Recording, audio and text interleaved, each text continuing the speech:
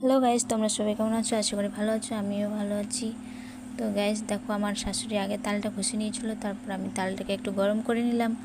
গরম করার পর এখানে আমি তালটা নেমে গামলাতে নিলাম, নিয়ে একটু আটা দিয়ে দিলাম, চালের আটা, তারপর দিয়ে দিলাম হালকা করে চিনি, দিয়ে আমি এখন ভালো করে মাখবো আটা চিনি। আর যতক্ষণ চিনিটা না গলে যায় ততক্ষণ গ্যাস মেখে যেতে হবে আটাটাকে। তারপর দেখো আমার আটা মাখা কম। তো দেখো গাইস, আটাটাকে মাখার পর কত সুন্দর লাগছে, একটা বাটারের মতো পেস্ট। তারপর গাইস চলো কড়াই এখন তেল ঢেলে দেবো, কারণ কড়াইটা গরম হয়ে গেছে। তেল দেওয়ার পর কিছুক্ষণ গরম করতে দেবো তেলটাকে। তারপর গাইস তোমরা তো জানোই, এর আগে আমি তালের গাছের বা তালের ভিডিও ছেড়েছিলাম। এখন আমি তালের বড়া কিভাবে ভাজতে হয় ওটাও তোমাদের সাথে শেয়ার করছি।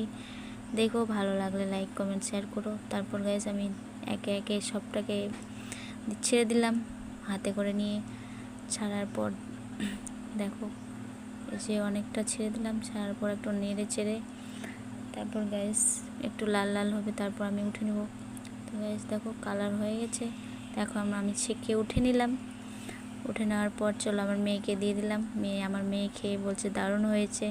তারপর আমি খেয়ে নিলাম। দেখো গাইস কত সুন্দর লাগছে দেখে, খেয়ে দেখছি কত নরম, এই যে দেখো ভিতরটাও নরম। তো গাইসটা আজকের মতো টাটা, সবাই ভালো থেকো।